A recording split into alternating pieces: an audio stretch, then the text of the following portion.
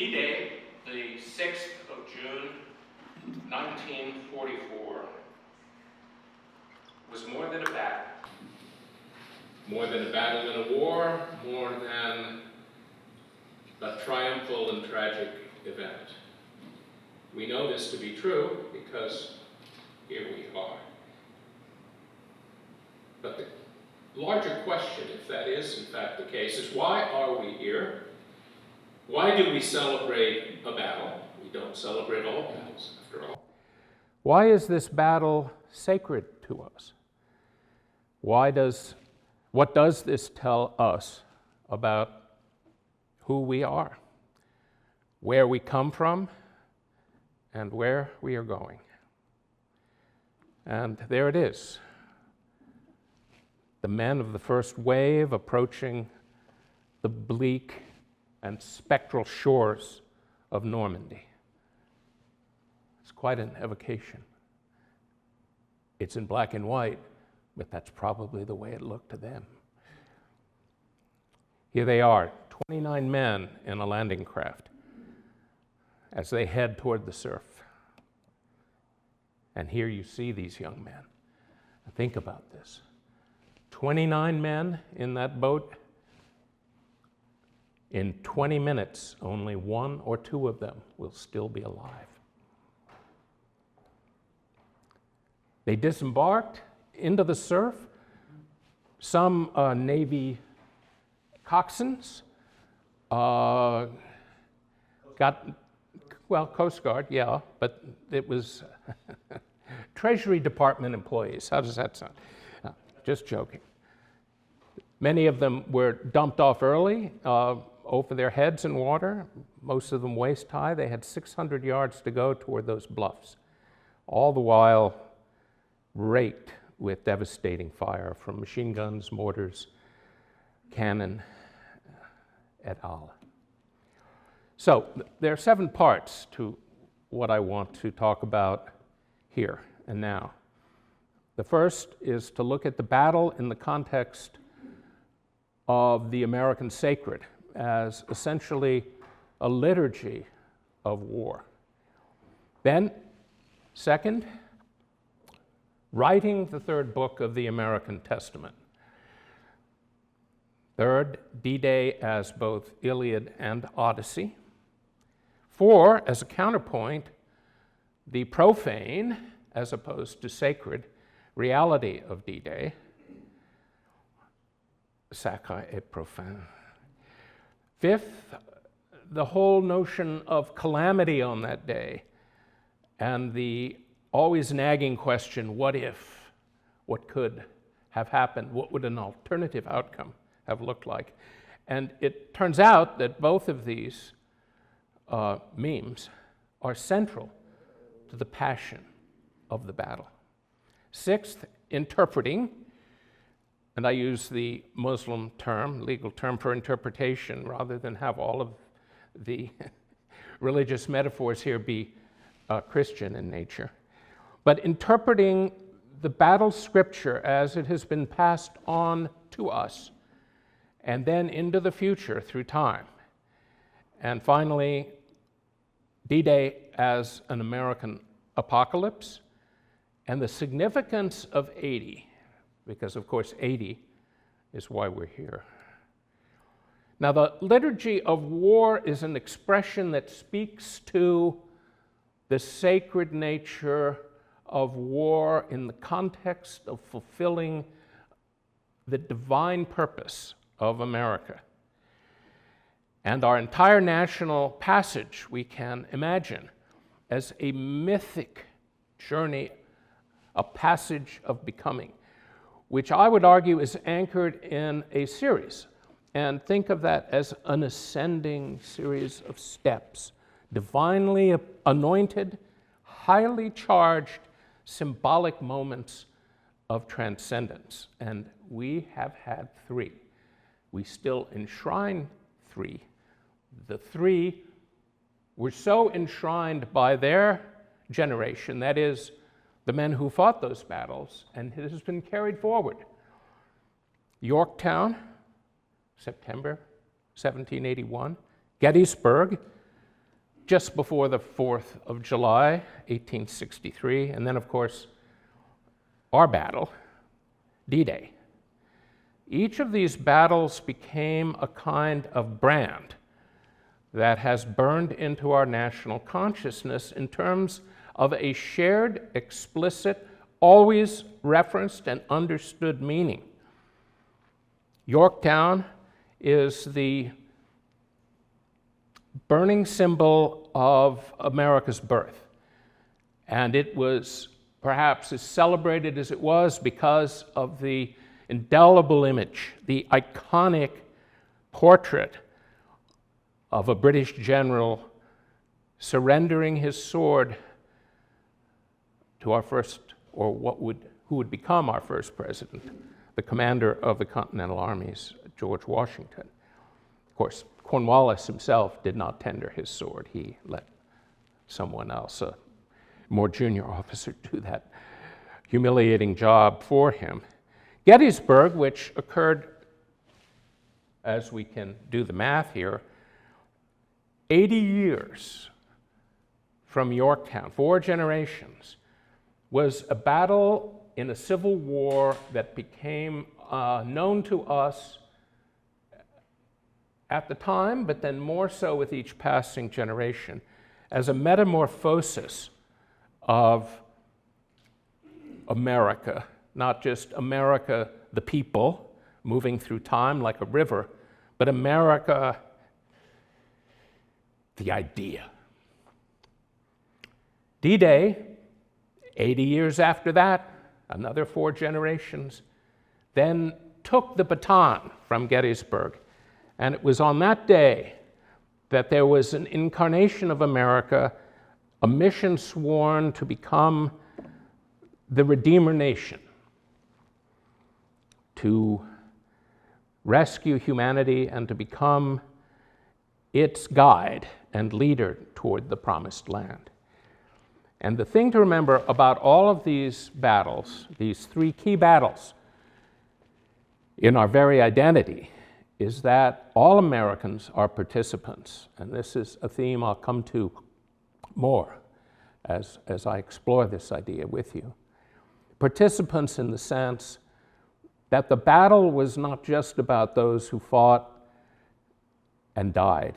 It was all of those who supported them, all of those who remember them, because remembering, witnessing, commemorating is a key element of participation, just as in the Catholic Mass. Everyone is a participant.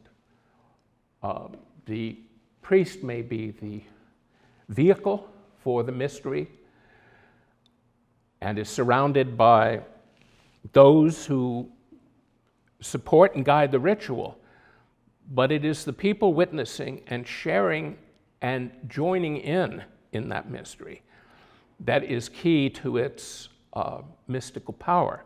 And this is true of D-Day. That's why we are here.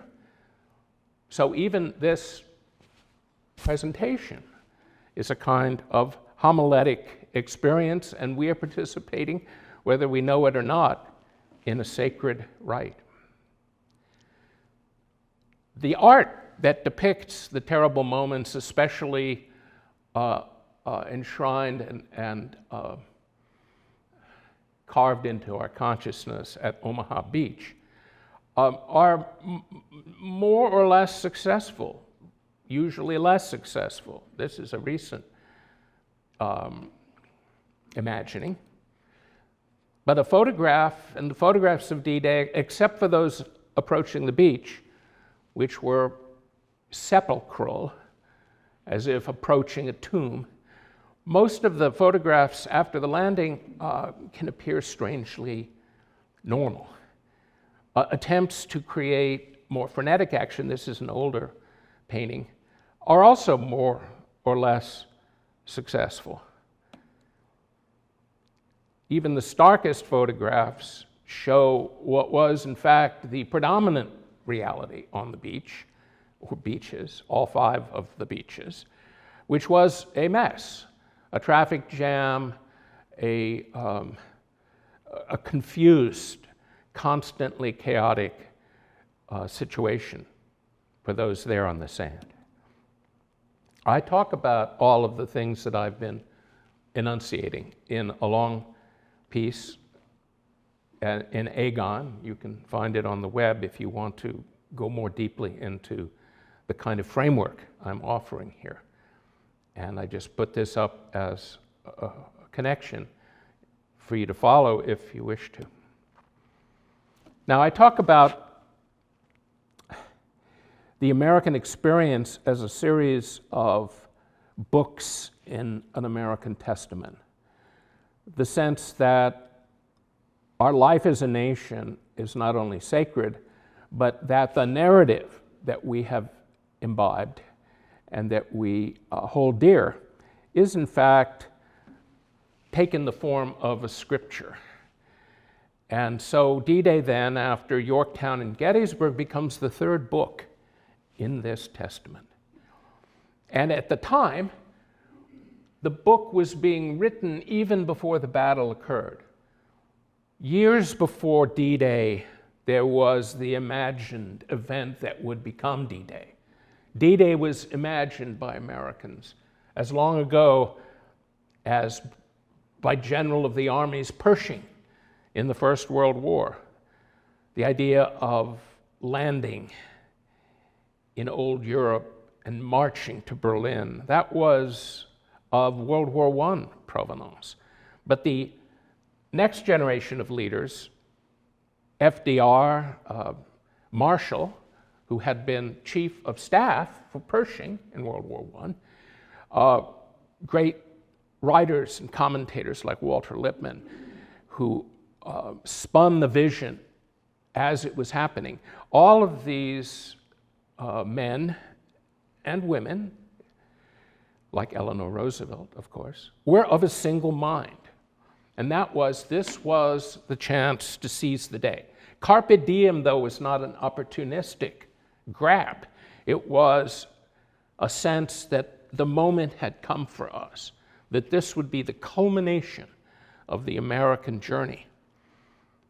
And so future myth, I have to suggest, was imagined before it was actually created. That there was an anticipation by the time we got to 1944, all of us, 140 million Americans, saw in their mind's eye the birth of a new age that would become the fulfillment of divine prophecy and would be a revelation, as the Greek word apocalypsis is the lifting of a veil. And that revelation awaited us at D-Day. D-Day then became the instrument and the torch toward that final realization. So this notion of America as the Redeemer nation was made an iconographic ideal in the American Revolution and in the farewell address that was written right after. In the Civil War, it was much more explicit. The idea of redemption became a core vision of the war and has been carried forward in our hearts ever since. And World War II then became a redemption of those who had been oppressed and enslaved under the wicked. And of course, the wicked only included one of the wicked, the other member of the wicked, a former Orthodox seminarian who took the name Stalin. He was our ally. But the Allies, especially the British Empire and Soviet Russia, were allies not in the fraternal co-equal sense.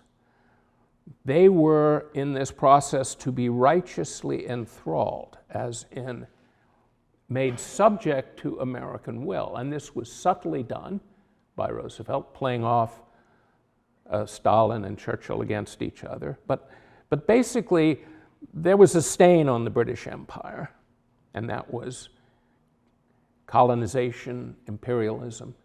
And there was a deeper stain, of course, on Russia, which had betrayed the ideals of its Bolshevik revolutionary heritage. So the idea was that these imperfect allies would nonetheless be brought into an American fold, and that redemption would apply to them as well. So as an imagined opera, if you were to take the American mission, make it incarnate, and then make that a narrative, a story that could be celebrated forever, then it would require a peak moment, a touchstone that everyone would identify, that this was the birth of a new American age. And here they are. Here they are in occupied Iran, in Tehran, 1943. And you can see, as I mentioned, Roosevelt playing off Churchill against Stalin. The expression on Churchill's face here is priceless. So if D-Day was to be a central song in the American canon, it had to accomplish earth-shaking things. It had to cement American primacy in the new world to come. It had to be a thunderclap, a signal that things had changed forever in the course of human events. It had to renew America's original myth from the Farewell Address and from the Gettysburg Address, and make it a metamorphosis not only of American sacred narrative, but potentially the world as a whole. And how was this framed as a literary vision? Well, as France had been the divine hand in the making of America, now America would become the divine hand in the making of a new world. And this centrality of the bond between America and France is not to be put away. It needs to be taken out, and a strong light needs to be shown on it. France not only was the savior of the American colonies in their quest for independence from Parliament, but they also joined with us, and we, in many ways, were responsible for the revolution in France that followed just 5 years after the Treaty of Paris was signed. In other words, there are deeper bonds between the US and France, and they are not bonds as we have with the Anglo sphere, as it is tritely known today. It was not bonds of blood necessarily, it was bonds of a burning idea, an idea that was at the core of both the American and then the French civil religions. So D-Day, I think, can only truly be understood as a representation of American sacrifice to redeem an old world shackled by tyranny and burdened by the internecine wars that had lasted then for 30 years. 1944 was 30 years after the beginning of the Great War. And in those 30 years, Europe had shown itself incapable of extricating itself from this sort of calamity. And the US, of course, would do that. And the US would not only do that, its fidelity and integrity to the cause of redemption, its incorruptibility, its stainless sense of purpose, was to be enshrined in the sacrifice. And so we understand the centrality of sacrifice to D-Day and the way that it informs the entire pageant, the entire narrative, the entire great book of the American Testament. So In many ways, D-Day was a return of Odysseus, as you recall, coming to save his home and his civilization. And the idea of America not just as the light, but as the salvation for civilization was explicit at the time and remained so for several generations thereafter.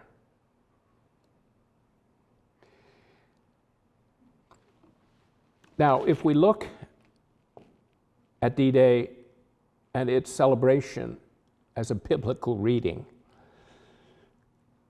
people at the time and today approach D-Day as they would approach the Iliad or the Bible, as a series of human stories, all of which, however, are touched in some way by the divine. And so we allegorically, or as a parable, extract meaning from the battle through the virtuous fables of individuals and groups, and recount them again and again, just as you would in a church service have several Bible readings, as people once upon a time would read the Bible after dinner. This was a way of reinstilling and reaffirming the power of the Scripture itself. So when engaging with sacred text, the response is always to read the passages, to cite the heroes and the saints, and to anoint their memory. This is the kind of passage we take in the ritual of a Bible reading or the literature of Islam, and also the way that Americans approach the celebration of this sacred moment. So you can see this even today. The celebrations were 2 days ago at Normandy. And you saw very extravagant, almost like theme park stage setting, almost like something out of the court of Louis XIV, one of the great masks, Baroque masks that were elaborate and ornamented to a Rococo maximum. You saw that in the amazing attention paid to the soon-to-be departed heroes, those that have survived 80 years after and who have now become icons and to be lamented as their passing approaches. And so this highlights something else about D-Day as it has changed, even transformed over the 4 generations since it actually happened. After a generation or so, the battle ceases to be owned by those who fought and died.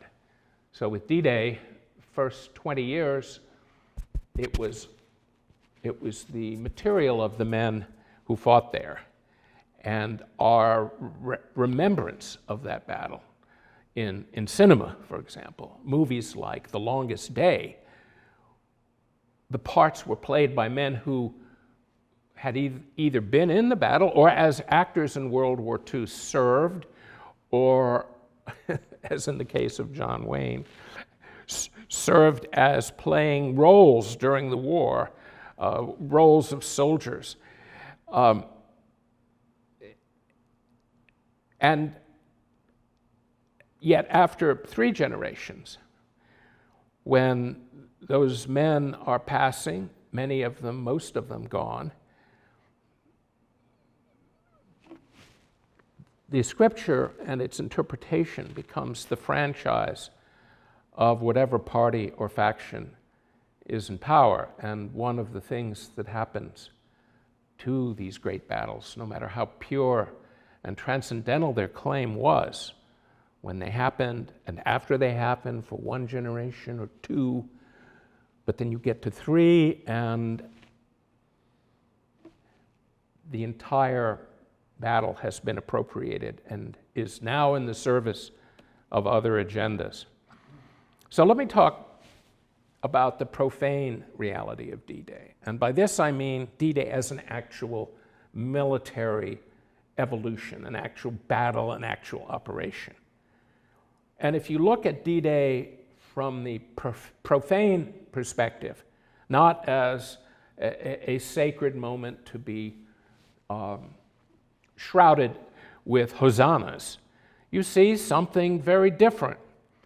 And D-Day ultimately was not like the Battle of Austerlitz, or for the Brits, the Battle of Trafalgar, some massive, magnificent, cataclysmic clash that ends up in some unbelievable, decisive victory. No, D-Day was a logistical evolution. The whole essence of D-Day was to move 1 million men from Britain to France and give them everything they needed to fight from there on in. So, cynically and prosaically, you might describe the battle, if you were of such a mind, as being the ephemera surrounding and ensuring the full transshipment and delivery of infrastructure. So those who fought and died were the security detail that made sure all the stuff was landed. Taking it a step further, D-Day was really all about the 6,000 ships the U.S. produced after 1941 to make sure the cargo could be transported across France, and then the engineering genius that ensured its transshipment over the shore, over a tempestuous shore with no harbor. And in fact, the beachhead was secured in many ways by total command of the air, and let's just look at some pictures here. You can see that it is an incredibly complex operation, immensely well thought out, but incredibly complex for a primitive industrial civilization without the internet and computers. And look at this. This is the whole day. They just kept cycling back and forth from 1,000 ships. You had thousands of landing craft, and they just kept bringing in more and more and more men. Here are the LSTs, the landing ship tanks. Behind them, though, you see this magnificent, massive armada. And they're all just shuttling in and out and loading from the ship, unloading. And then there are the Mulberry Harbors. I think some of you here may remember that we tried to aid the beleaguered Palestinians in Gaza and build a pier and give them what they needed. That fell apart within days. We ended up getting about 60 truckloads over the shore. I suppose it will be rebuilt, or an attempt will be made to rebuild it. But look at D-Day. It's far more sophisticated, far more impressive, and far more effective. Here is how the pier worked. And in the back, you can see the other elements of the Mulberry Harbor. You had a whole series of brake ships. You had huge caissons that operated as breakwaters. The ships could come in, there'd be a pier head, and then the floating piers that would convey all of the equipment to the beach. And here's how they worked. It's really remarkable. We could have brought this into Gaza, or we could have done anything if we hadn't allowed everything in our inventory to atrophy to the point where they're all too old to work now. Here it is in operation. It's just an amazing element. And I bring all of this here as a reminder of the other side of D-Day, so that it is a kind of a contrapuntal experience. The real heart of the experience was prosaic. It was this. Here's one of those massive caissons. It's just incredibly cool in its way. And here are a series of them linked together, and you can see for scale some little people down there. It's remarkable. To my mind, the watercolors of World War II were the most evocative and offered the most immediate sort of tactile sense of touch of what was going on. This is my favorite World War II painter, Dwight Shepler, and he manages to catch things with such vividness. And you have to remember, too, that this was the era of Technicolor.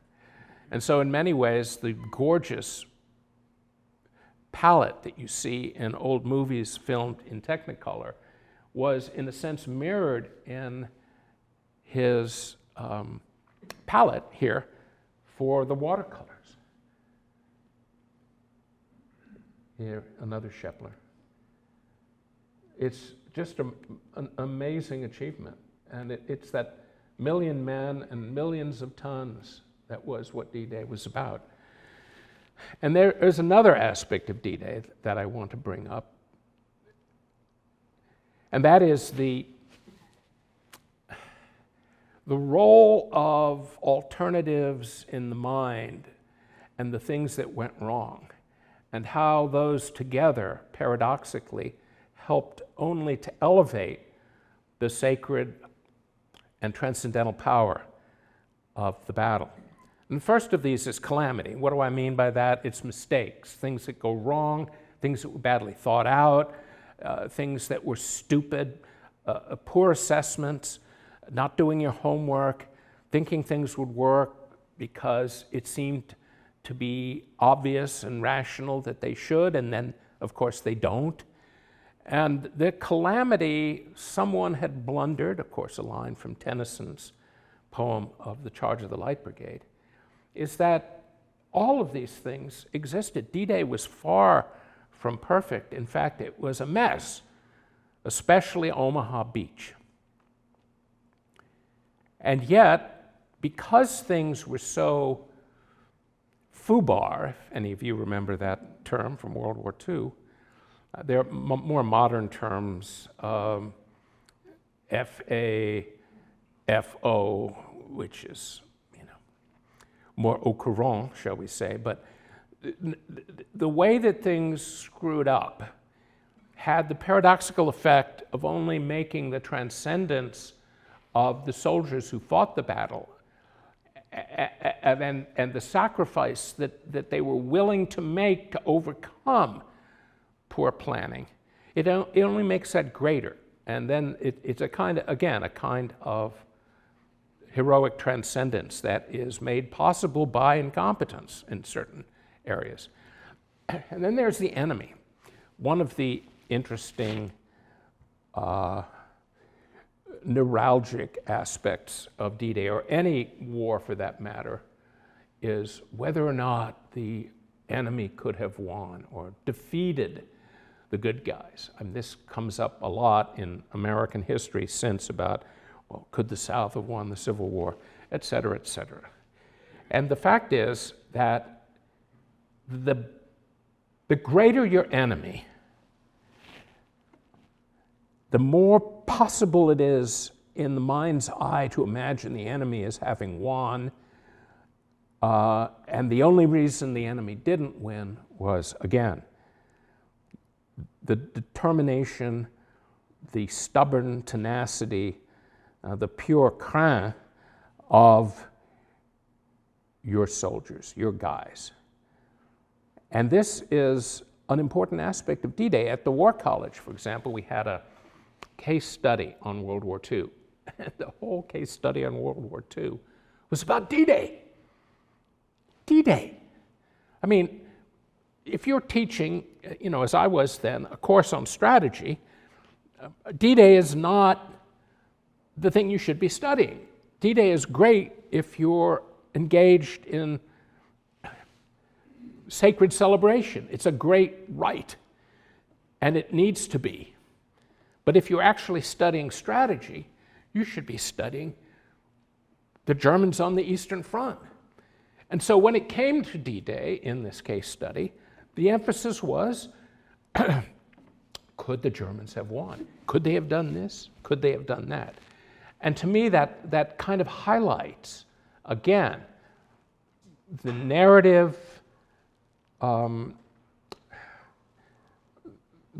thrust that must not focus on analysis of the operation per se, but rather on why it was such a great victory and the great obstacles that were overcome in attaining it. And so, yeah, the Germans could have done better, but I read a few what-if articles just to see what the sentiment was today, articles in contemporary organs like the National Interest, et cetera, and they all say, oh, yeah, the Germans could have won if they had, and then they're all things that really couldn't have happened. It's almost like saying, oh, well, if the Germans had known exactly where it was going to happen, and you see this in movies. There's a wonderful 60s movie with James Garner that is all about that trope of, well, could the Allies have screwed up and the Germans could have somehow tricked somebody like James Garner to tell them where the landing was going to be? And the whole point is that wasn't going to happen.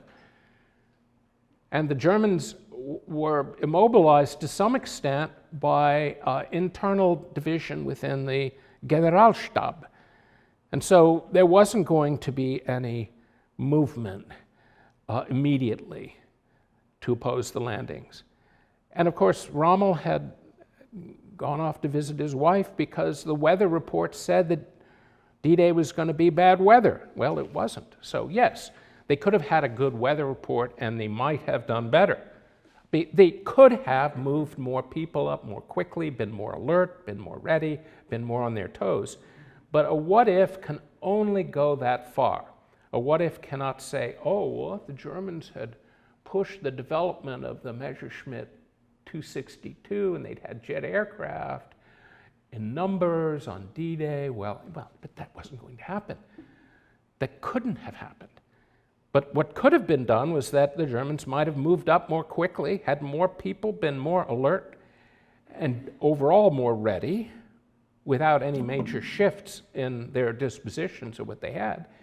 And yeah, they could have caused a lot more casualties. They could have doubled the number of casualties. That wouldn't have made a difference at all. Nobody knows what the calculus was that Eisenhower had on when he would have to withdraw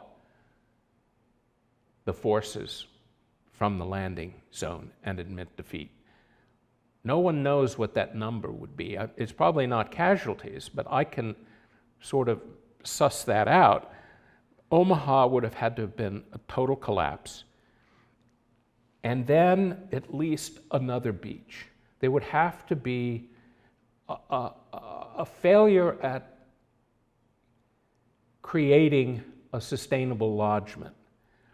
And with 5 different beaches, and with really effective German opposition only on one, that is to say Omaha, the failure to make a sustainable lodgment was almost out of the picture, not in the cards.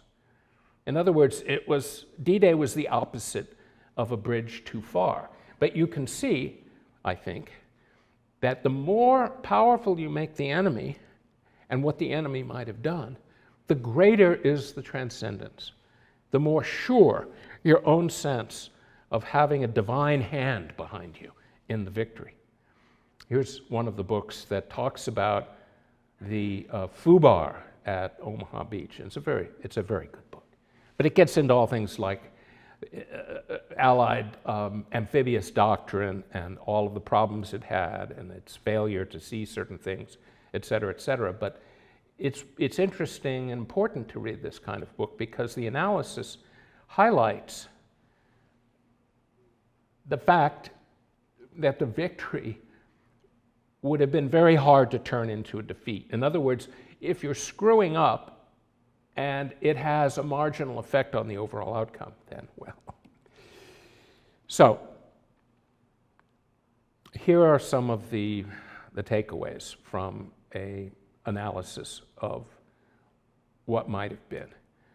And if we look at D-Day not from the sacred angle, essential as it is, but rather at what actually was going on, the casualties in D-Day were modest. They were especially modest compared to the overall number of troops that were landed that day. The Soviets, meanwhile, were losing millions of their soldiers. If you take the entire sum of British, French, and American casualties in World War II, it comes to 4% of what the Soviets lost. And I've done a lot of research in what is a very contentious field, and that is how many Soviets actually died in World War II, which is not a contentious number, but how many of those who died were soldiers, which is a heavily debated, highly contentious issue, because it reflects potentially, well, let's just say that it doesn't speak well for Soviet performance, but it looks as though the Soviets lost something approaching 20 million soldiers and armed fighters. That is unimaginable. As I said, there was no real pathway to much, much better German performance. And one of the things I should mention here, and this is an interesting dynamic in an amphibious, a contended amphibious assault. You can start killing people easily when they're the first wave. And the first wave often gets decimated. But if the men the invaders that is, the assaulting force from the sea keeps on coming and coming and coming, it becomes harder and harder to successfully stem the tide.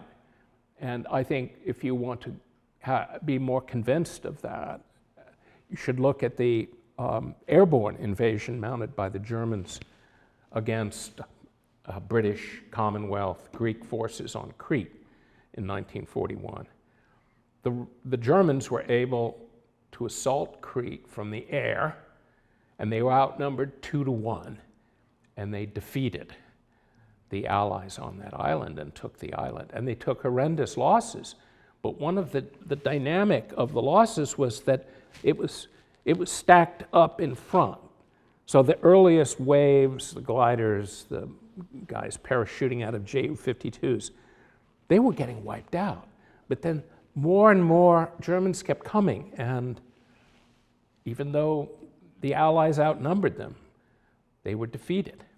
And D-Day is a situation where that ratio didn't attain. And the performance of the airborne drop the night before was not really critical. It was the 160,000 or so men that were landed on D-Day that made it almost impossible for Germany to have stopped that. Also, just a couple of weeks after D-Day, the Soviets mounted one of the largest operations in all of World War II, called Bagration, after one of the great Russian generals in the Napoleonic Wars. And it was in that battle that 60 German divisions were destroyed. And that was what really took the heart out of Germany's capacity to mount an effective counteroffensive in France. So when we memorialize the sacrifice of D-Day, not only is it within the narrow compass of a single day, the very fact that the sacrifice is modest allows us to focus more on the individual sacrifice and acts of heroism, and again, those Bible-like stories or Iliad-like stories that can emerge. It's a more intimate experience that we can embrace more easily.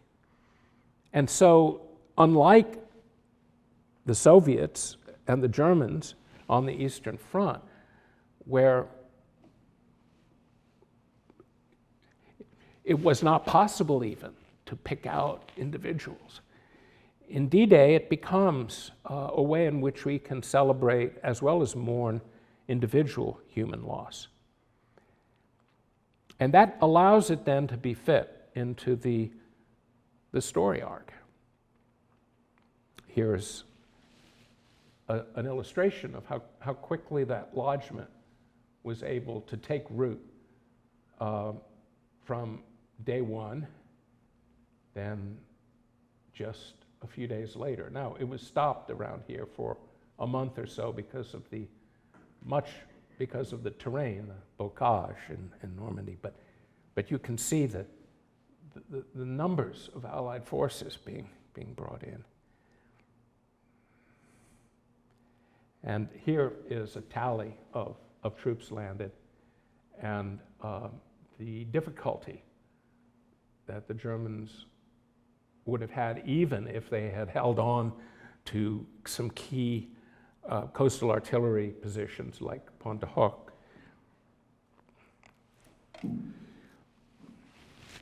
So, after D-Day, it became subject to interpretation. We built upon the event and made it something not bigger than it was, but more compelling than any single battle on its own and in and of itself could be. And it became enshrined as our third national epiphany after Yorktown and Gettysburg. And so it became a kind of franchise. And with each passing generation, it assumed a greater significance. So the event itself became a touchstone. And I want to refer back here to Gettysburg. At first, Gettysburg was, and I mean at the very first, when Lincoln gave his Gettysburg Address, Gettysburg meant only that for the first time the Army of the Potomac had beaten back the Army of Northern Virginia. Then later, it became a turning point of Lincoln's great Civil War. And yet, over time, by the time you got to the second and then third generations after Gettysburg, the purpose of Gettysburg as a sacred battle and the way in which it was memorialized and celebrated was tasked very explicitly to a higher purpose. And Gettysburg became not just a battle, but a metaphor of reconciliation and renewed fraternity. It became a vector for healing and reunification. And this was also true for the first one or two generations after D-Day, but I want to spin this out a little bit more and talk about D-Day in terms of its significance to us today at 80. And so I'm going to go through the generational celebrations of D-Day and how they changed, and what that change tells us about how America has changed. So, as I said earlier, in 1964, the men who'd fought at D-Day were still not only around, but they were the dominant force in American life and politics.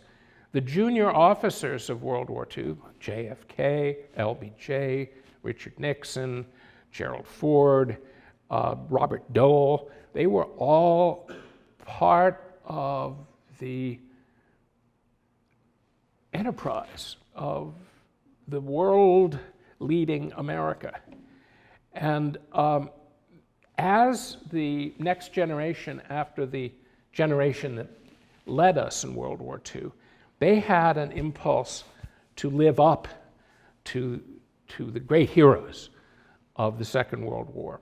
And that is, I think, one of the reasons that we got into Vietnam. That Vietnam was almost consciously seen as following in the footsteps and recodifying and renewing the glory, and more than the glory, the transcendental achievements of the generation, the greatest generation that fought World War II. And of course, that was an incumbency that was keenly felt, especially in Lyndon Johnson's White House, because Lyndon Johnson wanted to be the next LBJ. And in fact, we see this today when the current president has visions of himself as a latter-day Roosevelt. So Johnson, did I say JFK? I meant Roosevelt. Johnson saw himself as following in the footsteps of Roosevelt.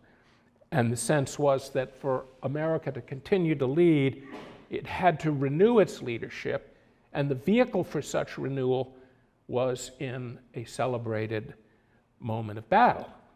So Vietnam, in many ways, was hardwired in as a result of World War II and D-Day. In 1984, the junior officers of World War II, and Reagan was tangentially an officer of World War II in the cavalry, they were now old, and they were veterans in command who sought to pass on the baton, as it were. So Reagan's masterful speech, The Boys of Pointe-du-Hoc, was really about passing the baton. But here the baton was not to be passed, it was not to take the form of refighting and reviving the battle experience of D-Day in some new venue like Vietnam. It was rather to enshrine the spirit of those who fought there and to take it into ourselves, which was probably the peak of America's memorializing of D-Day. Because by the 60th anniversary, you have a boomer president, and D-Day then becomes a kind of mythic motor to rev up support for what became and still is a forever war. At that time, a debacle in Iraq, but one that continues. And so D-Day then is slated or tied to a different purpose altogether. And today, even more ominously, or at least darkly, the form that the D-Day celebration took 2 days ago was almost like a in-crowd, members-only Davos celebration of the ruling class. The entire public was excluded from the D-Day celebration, and only the special people were there, surrounded by 43,000 paramilitary gendarmerie. And if you were to look at the speeches 2 days ago, you will see that they are serving different contemporary venues, lines of attack. And so one of the things we can think about is what happens when the old sacred runs out, and there's a point to be made that after 4 generations, it begins to do just that. And so here, again, is Gettysburg as the counterpoint. When I talked about Gettysburg being a ritual of unification, of fraternal recombination, here are the veterans, the men who fought at Gettysburg, gathering in 1913 for a kind of a grand picnic, if you will, several days when there were a lot of them still alive. And they did kind of wild and wacky things, like here are the survivors of Pickett's charge, charging again. And when they got to the top of the hill, they started tussling with the aged Yankee veterans. And yet it was a kind of,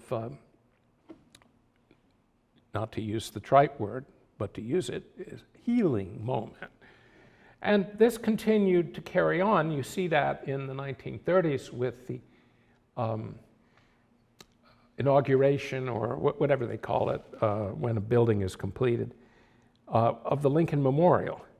Almost as though Americans had come together after the Civil War and then were coming together under the challenge of a Great Depression, and had done so successfully under the leadership of Roosevelt, the most popular president since his uncle Teddy Roosevelt, but nonetheless a leader who had become already a figurehead of American unity, which in many ways helped set up D-Day. So you have 4 generations after the Gettysburg battle and a baton toss or pass to D-Day, as though a tradition of American unity and fraternity was being transferred.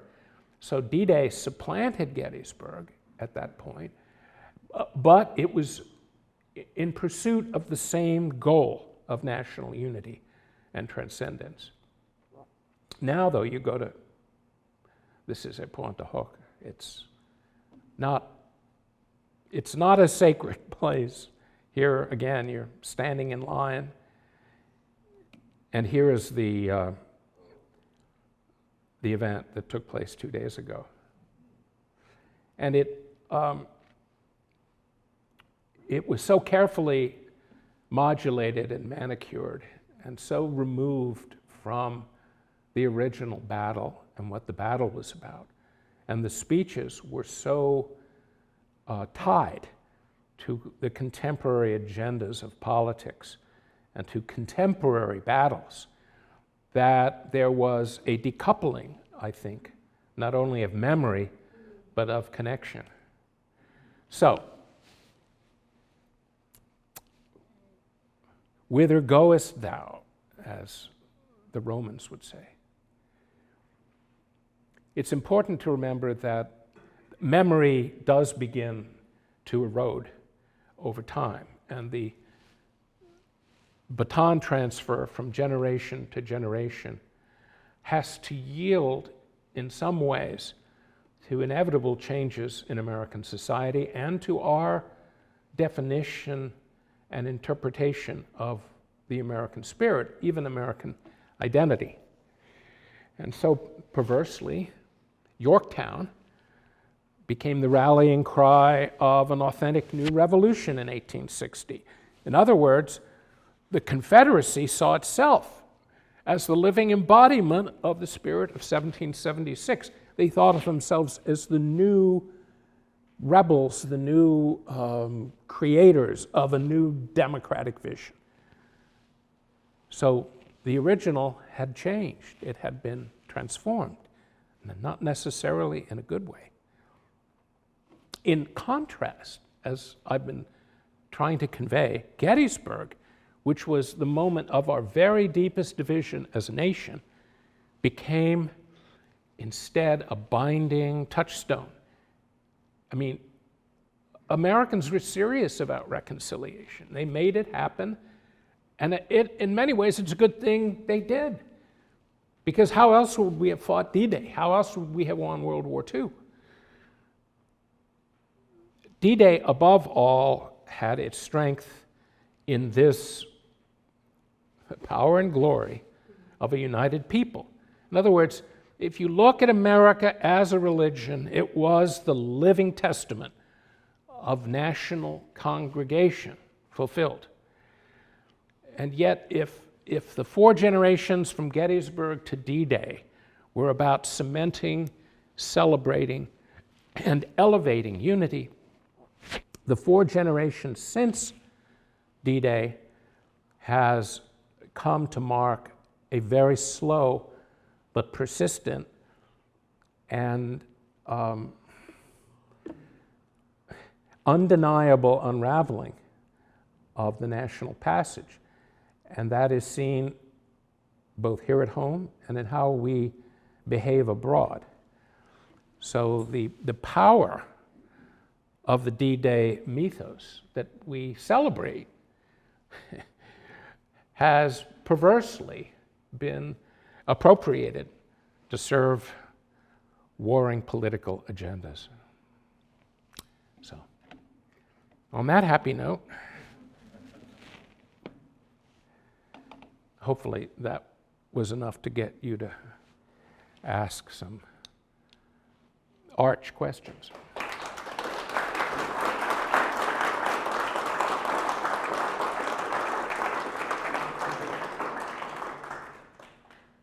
Yes? I have a question. Don't you think that if our nation were less polarized, D-Day would still be something that we celebrate? Yes, that's absolutely right. You put your finger on it. There's no... when I said, now let me put it this way, when I said that D-Day's memory and its significance had been appropriated for other agendas, that is the surest indicator that D-Day cannot lay upon us the claim. In other words, it would be too much to ask a battle, and men, those few who still live, in their hundreds, could somehow reach out and pull us back on a different course. And in fact, those men have been appropriated, those that are still living. They too have been appropriated in the service of contemporary agendas. And those agendas are very focused on what they want. And that is in complete contradistinction, and I'd say contradiction, of the spirit of D-Day itself, when American agendas were blended. This was one of the great triumphs of Roosevelt and his coalition, and also one of the powerful instrumentalities of the war itself is that the war could serve to bind us together. And as we have seen, the wars since then, especially from Vietnam to the Forever War, have only helped to aggravate and accelerate the divisions. So there is a contrast, and that contrast is not being noted. Yes? I read a book called Six Armies of Normandy years ago, maybe 20, 30 years ago. Yeah. And it indicated 5 Allied armies facing the Germans. Right. I looked it up on Google recently, and they indicated it was 13 Allied nations involved. Right. So some of them merged into the other forces. And of course, there was the Germans. But well, they didn't mention the so-called Army of the Damned, a Russian force. A huge Russian force was also involved on the German side. These are probably people that were recruited from occupied territories. Well, Clearly didn't enjoy the Soviets and figured all that was wrong and a Right. mistake. Well, they made another mistake. They got involved with them. that's a very... But, well, I wonder if you're aware of this. And at the end of the war, they were shipped back to Russia to certain death. What a way to say goodbye to them. Well, you said they made some mistakes, the Allies, in handling things, and perhaps one of them. Are there other nations? How many nations are there? You brought up something that is been excised from the narrative. The narrative is all about the Allied forces, who were called the United Nations. It was soon to be the free world. It was the righteous assemblage of humanity against, the evil of Germany. And of course, by then, in 1944, Italy was not part any longer. It had gone over to the Allies. So it was all the world against Germany. But of course, this was not the case. Thank you. How many Allied nations fought with the Reich? Finland. All three of the Baltics participated, raised their own armies after Barbarossa, and they went with the Germans in the invasion of the Soviet Union. Poland was part of the Allies, but how about Slovakia? Slovakia was an independent nation, and it fought with the Reich. So did Croatia. So did Bosnia. There was a Bosnian SS division, and they all wore fezzes.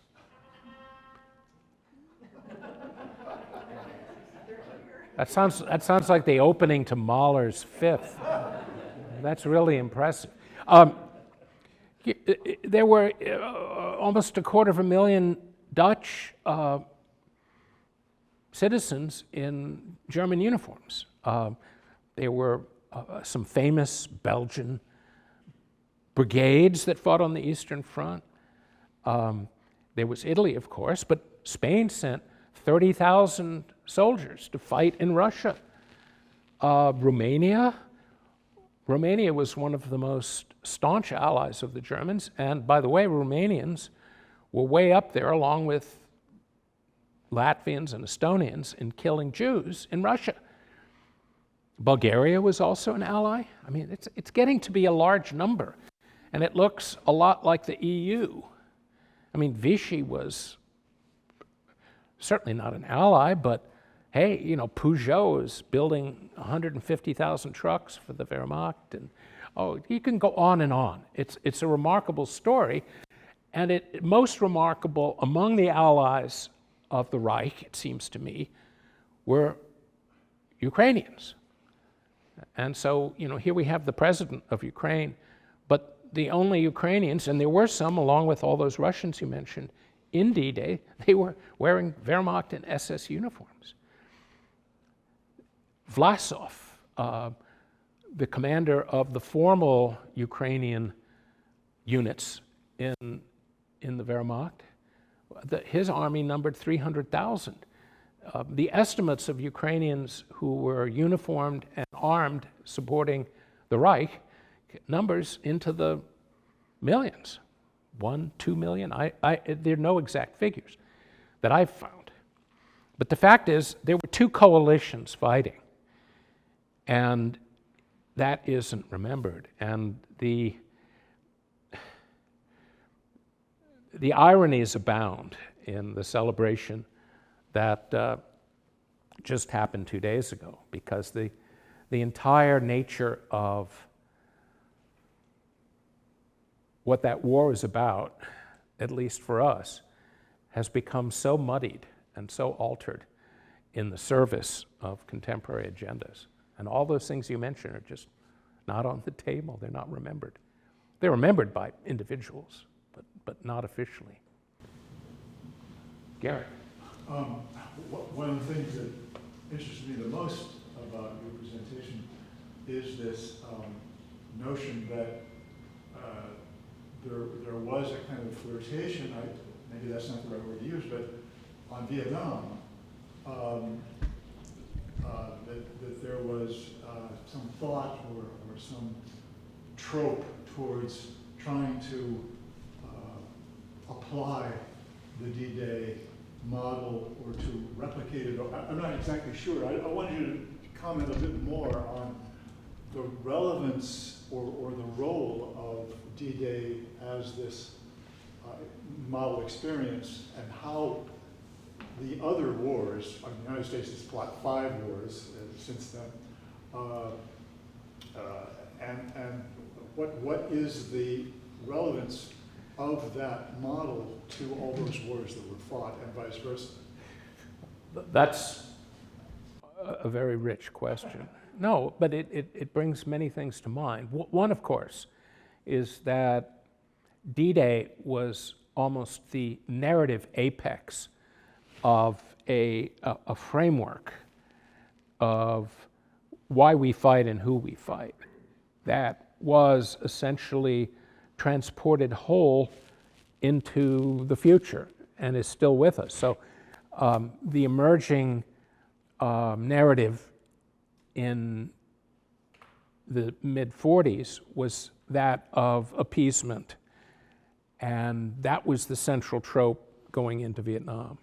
And it has been even more recently that the reason that Hitler happened, the reason that World War II happened, was that we had not only not been vigilant enough, but had not been tough enough. We hadn't gone after evil when it first reared its head. And the appeasement was tied to something else, which became known as the domino theory. In other words, that if you don't stand up to tyranny right away, it will spread, and it'll be like a set of dominoes. And it was always presented in the German sequence. You know, first Hitler went into the Rhineland, then he went into Austria, and then Czechoslovakia, all of which is not just simplified, it's massively distorted in terms of what was really going on at that time. And yet, the simplified narrative has been unquestioned, and it's been brought into play again and again since World War II, and that's a problem. Also, if you want to look at D-Day absent the context, and I mentioned the context was Lafayette, we have returned, right? That it's a reciprocal civilizational tie. So landing on the beaches of France was not simply to rescue and redeem, but it was also as a kind of solemn obligation. And that then was codified as a right to intervene. Without the context, just the raw, simplified image of GIs landing on the beach, marching inland, was considered ipso facto in and of itself a testament of America's rescuing others. So, when Marines splashed ashore on the beaches of Da Nang or Cam Ranh Bay, they weren't opposed, obviously, but the fact is that was seen as something without question that was right and true for Americans to do. This is what America does. The same was true in the 2 wars we fought against Saddam Hussein, and on and on. It's almost ineradicable. And so, in some ways, although D-Day itself had a stainless aura to it for the generation that fought, it could be cherry-picked, and it could be crafted, handcrafted, and assembled into a kind of caricature or cartoon that could be invoked as a cartoon and to which people would respond and go, oh. Now, how does that work today?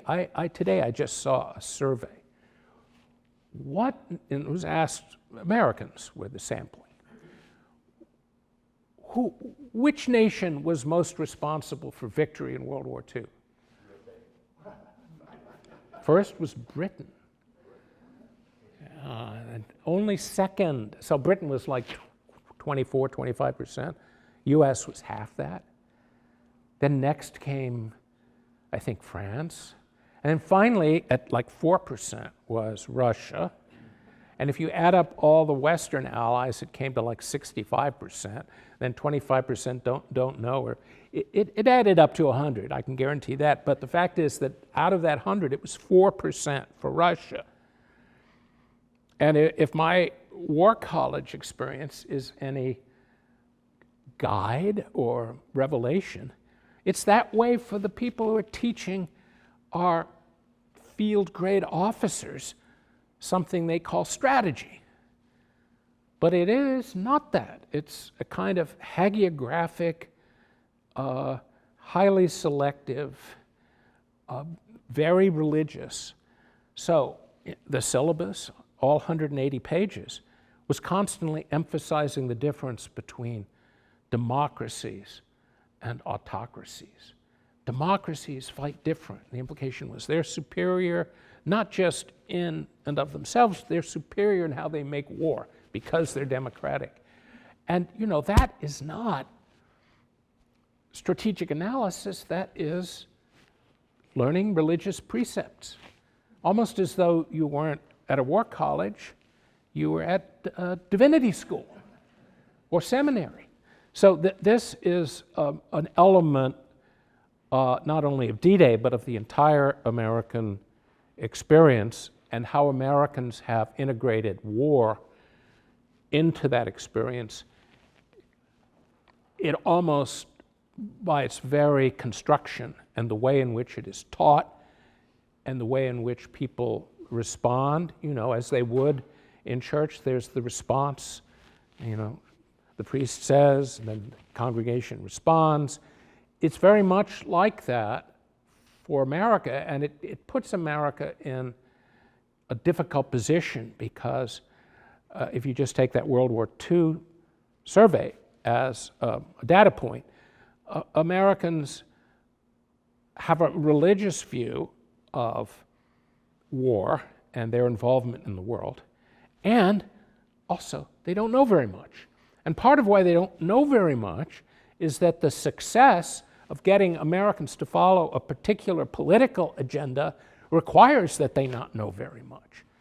That's how America's been able to portray the war for some period of time in Vietnam, where Americans were still an overwhelming majority supporting the war into the 70s. The same is true of the war in Iraq and Afghanistan and on to the present. The less the public knows, the less input they have, and the more things are presented to them as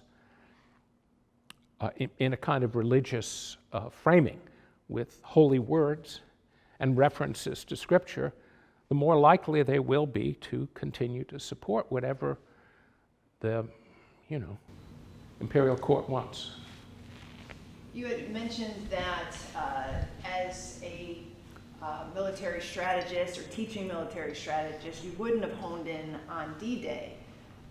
What battle in World War II would you have preferred to have studied and taught to your students, and why did it not rise to the level of this sacred narrative? Like, what was the mismatch? Well, there were a lot of issues, and I can name them quickly, but they're important. One was the critical campaigns from June 1941 to December 1941, and then again from the spring of 1942 to November 1942, and after into early 43. That was where the war was won and lost. And it's not, that's the most complex part of the war, the bloodiest part of the war, and the true central passion of the war. And it's the one place where things might have actually gone differently without too many different things being done, shall we say. Not examined at all. Another example is World War II in the Pacific.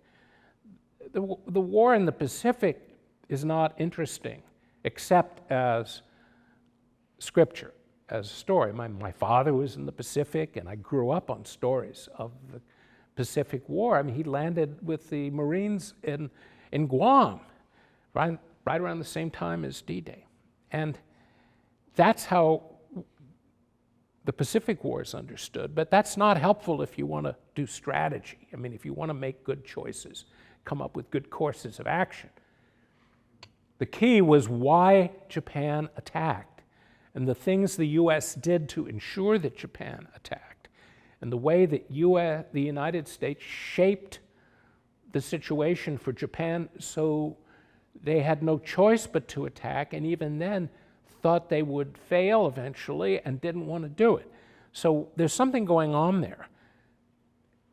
And that needs to be better articulated and understood by Americans so that we can understand how similar kinds of things happen today. I mean, cornering a country so that it has to do something is something Americans know a lot about, and yet they don't know. I mean, we know a lot about from actual historical experience, but we're not allowed to understand that conceptually.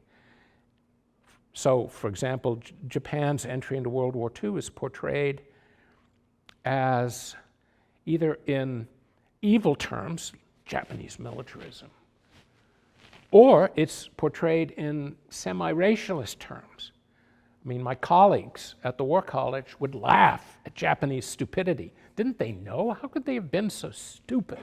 Well, I mean, that's not like the actual racism that the US had toward Japan before the war, but it's tinged with all of this contemptuousness, which isn't exactly racism, but it is a kind of, oh, we're superior, and these inferior people they don't know how to think. They can't do strategy the way we do. Well, this is not helping to train people who can think critically. And this is the greatest weakness the US has today, is that the regular people don't know anything, or they don't know enough to even begin to think critically. And the people in charge are so cynical and at the same time so motivated to see their strategies work that they engage in activities and make foolish decisions that predicate ultimate defeat. Thank you so very much. Given the pattern, this is fascinating. Given the pattern, what are the chances that we get through the next 5 to 10 years without a major battle that informs, not the forever wars that don't touch very many of us, but like these major ones? And also, what comes after the apex in your religious theory? So we've had What comes after the apex? Apex war, yeah, we've got the birth, the metamorphosis. Oh, the well, apex. What comes next? I write about this in that article I put on the screen because understanding the larger American passage as a series of story arcs that are ever ascending is important. And the important element of your question is implicit in my presentation. I did not make it explicit because it would have been too dark. But the fact is that if each of these celebrated symbolic peak moments in American life, these battles, Yorktown, Gettysburg, D-Day, are 4 generations in each arc. We're 4 generations in. That's the true significance of 80. And yet, and we're engaged in activities now in the world. I don't know how else to fairly characterize them. We're engaged in activities that could lead very quickly, in very short order, to 3 major wars, which together would be a world war. And part of the problem there is that we've created such a mythic narrative framework, such a scriptural demand that we can't step outside of, that we're locked into patterns that we have enshrined from the past, not fully realizing that we're not in a position to recreate them anymore. We're not in a position to engage in another great war that is transformative in a good way. And part of the reason I say that is that we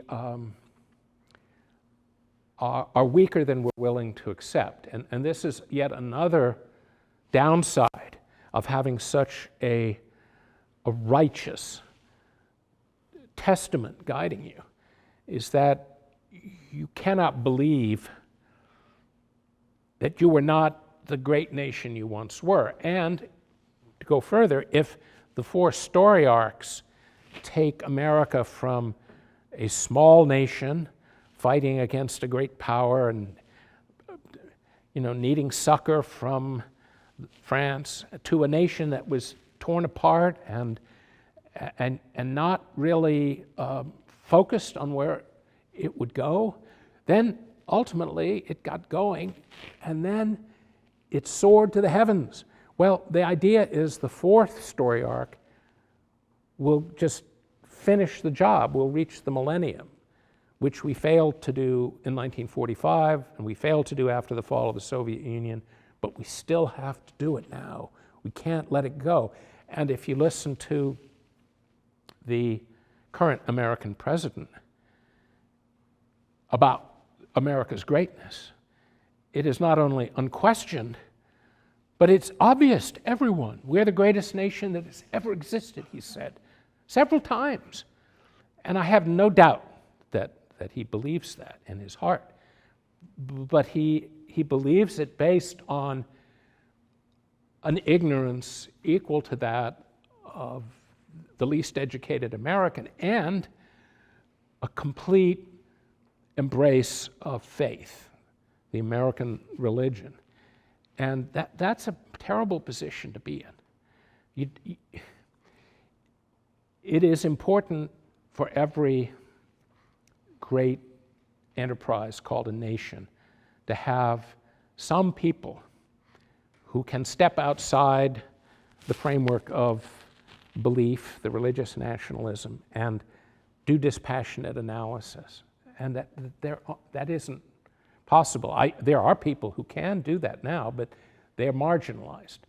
So one of the greatest problems that the success of our ascending story arc has done is it has robbed us of an ability to see things as they truly are. And you have to remember, in the American Revolution, in the Civil War, and in the ramp up to World War II, you had American strategists who were very clear-eyed and who were very pessimistic. They saw the world as a difficult place, and they had to make the right choices. And what you have today, though, is a nation that is not a nation, but the leadership of the nation, the imperial court, that is, and has been for some time, making choices based on their own desires and preferences, and not informed, because in large part, we have been too successful. There's a great Roman phrase, vae victis, woe to the vanquished. Well, I would come back and say that being defeated isn't the worst thing that can happen to you. Supreme triumph is the worst thing that could happen. Vae victoribus, woe to the victor, woe to the God victor. And that we have been essentially blinded, and the old men who are running and going to run this country one way or the other are part of a tradition that's rooted in American infallibility and invincibility. This is a problem. And okay, thanks, Garrett. I don't see a way out. So we're headed to metamorphosis again, is what I think. Well, metamorphosis, look, I said a minute ago that sometimes, often, defeat is not the worst thing that could happen. And sometimes coming apart and going through a crisis can end up in a renewal or coming together again. I mean, that happened in the Civil War. It doesn't always happen. Sometimes things just come apart. But very often, a crisis will focus the mind, and people will come forward who are able to think because they can speak clearly and people can hear what they have to say. And yet, in the world of smoke and mirrors that we currently inhabit, that isn't going to happen. But if the course we're on now continues, we will be facing a crisis. And then we'll all have to hope that we'll all wake up, find our reason again, and find people to effectively lead us.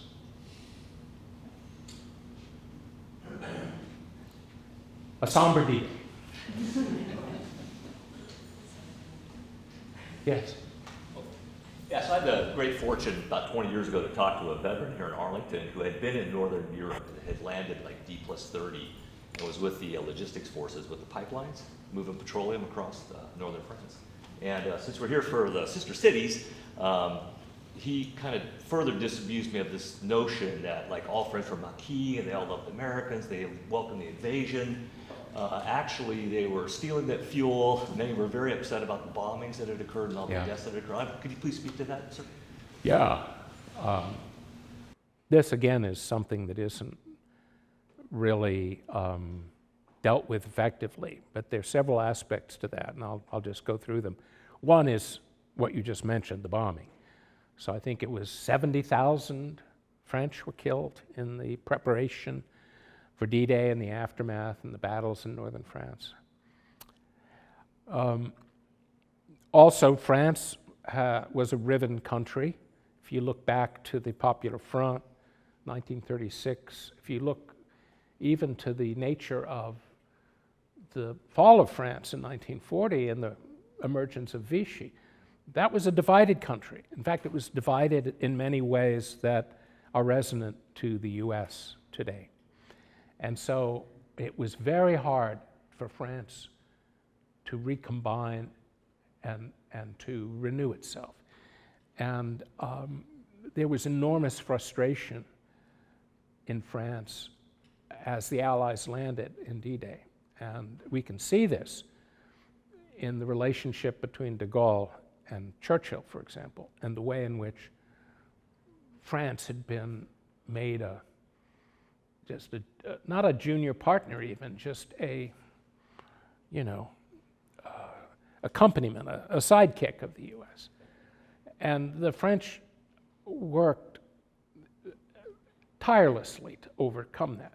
And so most of us don't remember that D-Day wasn't the only invasion of France that took place in 1944. A month after, 2 months after D-Day, there were landings in southern France. And the French were very much in force. And they fought incredibly hard to mostly, I think, well, they hated the Germans, but they fought also to show the US. And in the 150 volume or whatever official military history of World War II, there's a volume that I've read and have called Arming the French. And it's very self-congratulatory on the part of the authors. But the fact is, you think about it, the French who landed in southern France and who fought the rest of World War II with us, all 10 divisions, everything they had was American. They didn't have one thing that was French. The helmets, the M1 carbines, the Sherman tanks, et cetera, all the way down to the food rations. France had to find a way to regain its sense of self-respect. And I think this was the power of de Gaulle, is that he basically signaled to French everywhere that they needed to hang together, work together, struggle together, and create a new worthy France. And he achieved that. And part of the way he achieved it, well, there are two ways he achieved it. One was to get out of Algeria. And the French were in Indochina and Algeria in a misplaced and ultimately failed effort to reclaim their national gloire. And he said, well, this isn't going to work. It's ruining us, both wars. Well, he wasn't around for the end of Indochina, but he was in a position to get France out of Algeria. And then he did his wonderful slap in the face at NATO and basically got out of NATO, created a French nuclear deterrent, the force de frappe. And, all of these were symbolic. But as, I have been trying to say here, the symbolic is often more important than the real, or at least the material. And so he was able, basically, he was the rescue of France, the rescuer. And of course, his memory is celebrated today. France's only nuclear aircraft carriers named after him. And that, again, is more symbolism to reaffirm his achievement. But all this is to say that to be an ally of the US in World War II or frankly in any war since, is almost as dangerous as being an enemy. So, when I said enthralled, I meant it. You know, you become a vassal state of the United States. You no longer own your future. Okay, so any other thoughts or questions or statements, utterances? Yes? How much, I'm watching all of this, but now Roosevelt was already building the Marshall Plan to save Europe Right. at the time. And Marshall was there to enforce it. How much of this, again, was part of your America saving Europe? Well, Marshall Plan was central. So was the CIA managing the Italian elections, 1948. So the commies couldn't win. One of the big mistakes the U.S. made, I think, was abruptly ending Lend-Lease to the Soviet Union. I mean, not that their regime deserved that aid, but the Lend-Lease actually was a lever we had on the Soviet Union. Once we cut it off and Stalin got pissed off, things went downhill very quickly. The U.S. is a remarkably unempathetic civilization, and its lack of empathy isn't something unnatural or the mark of a stunted frontal lobe or anything. It is the natural byproduct of having a messianic, millenarian, missionary ethos. And the Marshall Plan was great, but it went hand in hand with the creation of NATO. And NATO, which was originally an alliance that had to work tightly to stand up to the Soviet Empire, has since become a kind of galaxy of submissive fiefdoms of the U.S. And so the term vassal is not of my own creation, and I wouldn't necessarily use it, but for the fact that it has really gained currency recently. And more Europeans feel a sense of, you know, the U.S. did all these great things for us, but why are they taking us down this road? Now, that is again one of the consequences of what began with D-Day. Thank you.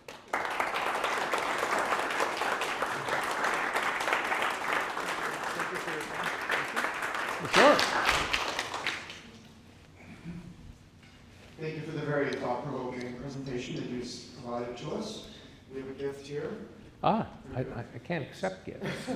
This is a book I just picked up in France, and the author wrote his doctoral thesis on the Atlantic Wall, so hopefully this is interesting to you as well. Yes. There's some very interesting and beautiful photographs.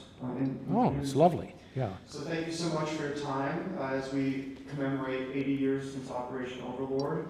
And we'll see what happens 20 years from now for the 100th. But thank you everybody for attending. We really appreciate the fact that you made it a success as well. Thank you to our speaker again. Thank you. Thank you. We have one more gift as well. Oh my God. Since Arlington's sister city is in the heart of Champagne country, and we figured that a bottle of champagne would be appropriate for our speaker. Great. Oh, wow. So we should maybe think about doing one on the 100 Years' War, since Ron played such a powerful role in that. Thank you everybody. To have a safe drive home. Thank you.